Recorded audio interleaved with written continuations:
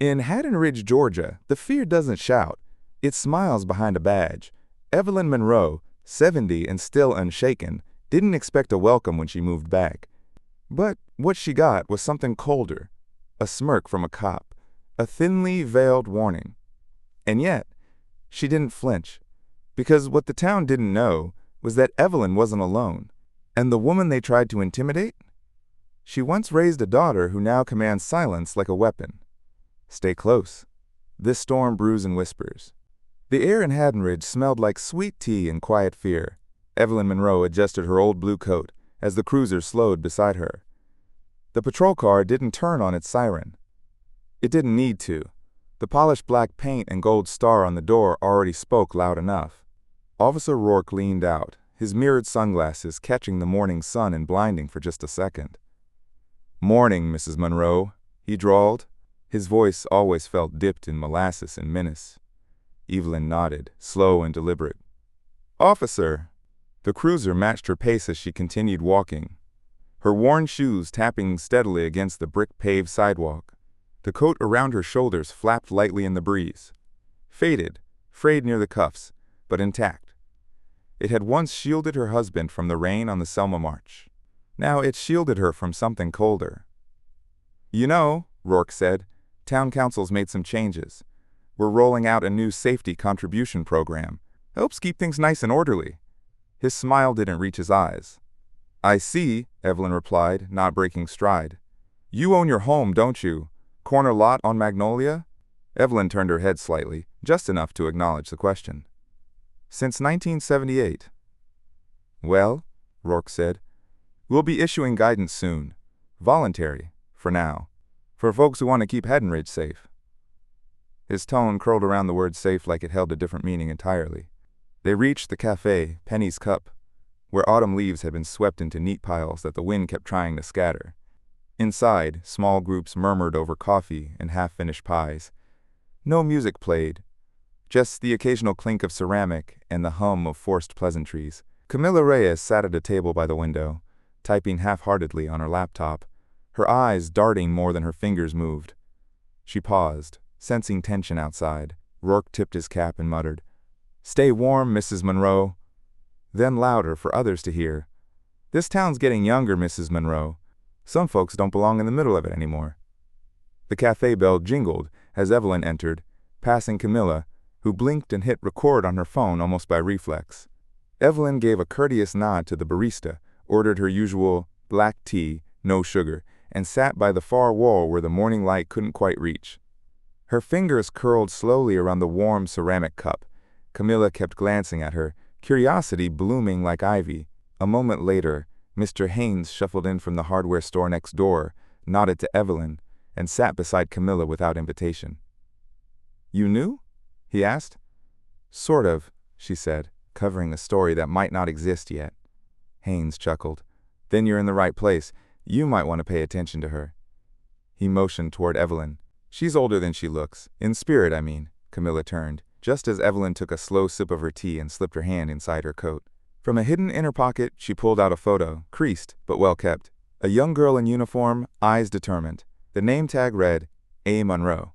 The knock on Evelyn's door didn't come like thunder. It came like law.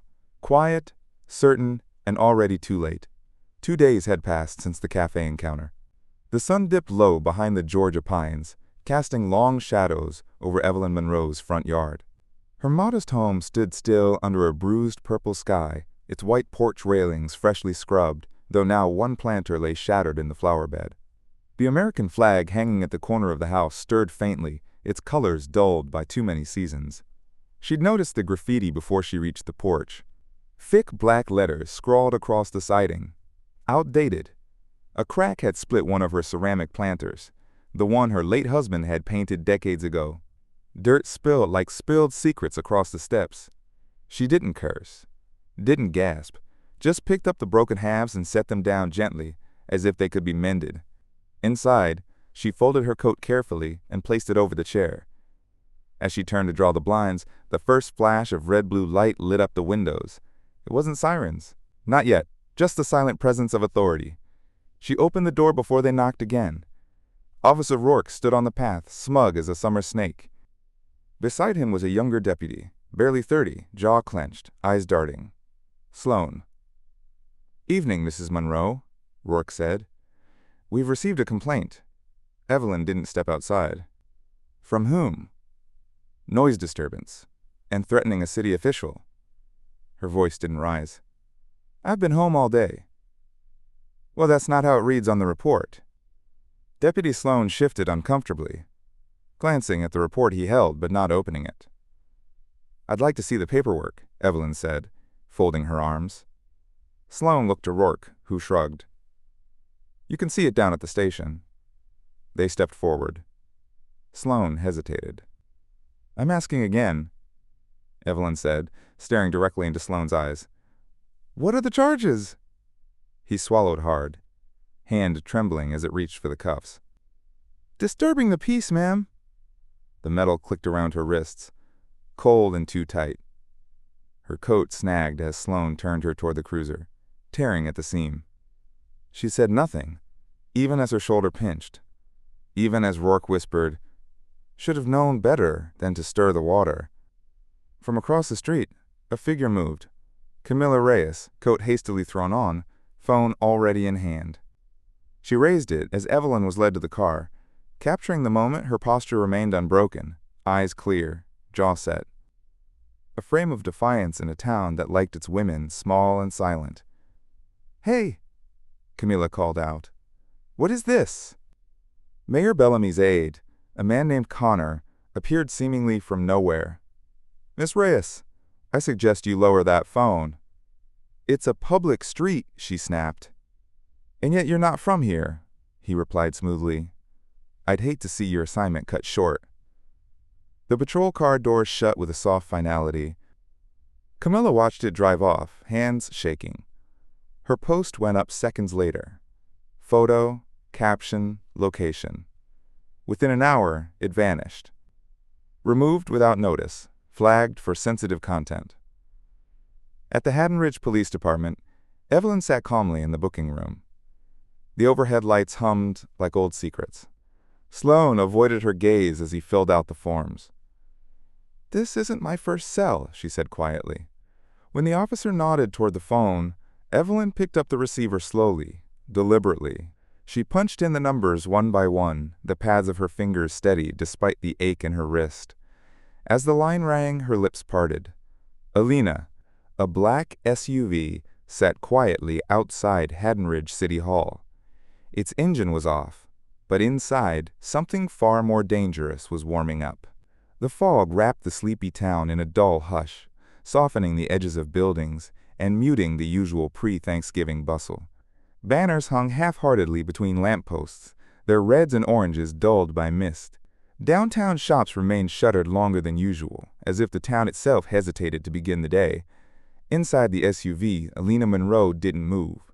Her gaze swept the front entrance of the police station across the street, then shifted to the side alley, then to the courthouse steps where Deputy Sloan exited, shoulders hunched, face tight. He paused to light a cigarette, but the flame trembled in his grip before he gave up. Alina noted it all, breathing steady, spine aligned against the seat, hands resting still. In the diner down the block, Jordan Maddox's voice floated above the clink of coffee cups and the hum of a too-old jukebox. He hunched over his phone at a booth near the back, the badge on his belt turned inward. "No, I don't know why they rushed the transfer. Yes, she's still in holding. Rourke wants her out before the parade." A pause. "No, I haven't spoken to Ellison directly." Alina didn't look up from her coffee, but her fingers tapped slowly. 4 beats, then silence, then 3 beats. Morse for nothing and everything. She sat at the counter, back to Jordan, hood still up, boots clean but military cut. She listened without effort, without interest on her face. Outside, Camilla Reyes stood across from the police station, holding her phone at chin height. She reviewed the photo of Evelyn again, the one that had resurfaced on anonymous forums despite being scrubbed. The stance, the posture, the torn coat, yes, but it was the eyes. Camilla muttered, "There's something about how she stands, like she's not alone." She spotted the black SUV parked ahead and moved closer. The window lowered slightly as she approached. A woman sat inside, still, focused, unreadable. You've been parked here since sunrise, Camilla said, trying to peer in. That's unusual, even for Haddon Ridge. Alina didn't answer. Camilla raised a brow. You don't look like local law enforcement. Still nothing. Then, finally, Alina's voice, measured, low. Why do you care about her? The question landed with weight, not accusation, not curiosity. Just fact. Camilla blinked. Because people like Evelyn don't usually make the news unless someone makes sure they do. Alina nodded once, then rolled the window up. The engine stayed off. Meanwhile, inside the station, Evelyn sat on a narrow bench, her coat stitched up clumsily, but her spine unbending. Jordan approached the cell door with caution, paper cup in hand. I thought you might want tea, he offered. I've had better tea in worse places, she said, not moving. You don't have to make this harder than it already is. She looked at him then, steady and still. I've seen kinder faces on enemies, Deputy. His mouth opened, but no words came. At precisely 9:04 a.m., Alina entered the station. No fanfare, no ID shown, no request for assistance. She stepped through the front door and walked as if she belonged, civilian clothes, but something in her bearing made people move. Behind the front desk, the receptionist glanced up, blinked, then instinctively looked away. Alina passed Jordan in the hallway. His breath hitched. Their eyes met. She said nothing. He froze. She reached the hallway, where the evidence room door stood slightly ajar. The fluorescent light flickered inside. Alina paused, tilted her head as if listening to something no one else could hear. Then, barely louder than breath, she whispered, Let's see how deep the rot goes. The key card wasn't stolen. It was handed over by someone who used to believe the system could police itself. Jordan Maddox didn't speak when he passed it to her. No nod, no glance. Just a silent handoff beneath the dim hallway light, and then he kept walking, shoulders squared as if distance could disguise complicity. Alina waited 3 minutes before moving, long enough to be cautious, not long enough to be suspicious. She took the staff stairwell 2 flights down and slipped into the lower corridor behind the evidence room. Her boots made no sound on the linoleum, and she didn't flinch when the overhead bulb flickered. One swipe. The keycard chimed. She was in. Inside, the room smelled of paper and disuse. Shelves sagged under old cases, while newer boxes bore digital tags. She didn't linger on the obvious. Instead, she moved to the corner terminal, bypassed the login screen with a drive from her sleeve. The interface lit up in quiet compliance. She found what she expected and what she didn't. Reports marked Community Incident Review, but with entire pages blacked out. Audio files missing timestamps. Body cam clips ending exactly 1 second before civilian complaints were filed. But the real damage lay in what wasn't here. Whole entries removed, like pieces of memory scrubbed from a collective mind. Back upstairs, Jordan sat alone in the surveillance booth. The camera feed of the hallway flickered on screen. One still frame of him with the key card outstretched, paused like guilt on display. He moved the mouse slowly, hovered over the delete command. His finger didn't tremble, it clicked. The image vanished into archival silence. A soft knock echoed in Camilla's apartment. It wasn't forceful, just firm enough to be deliberate. She opened the door to no one, only a small, nondescript envelope resting on the mat. Inside, a USB, a note in block type, not just your cops.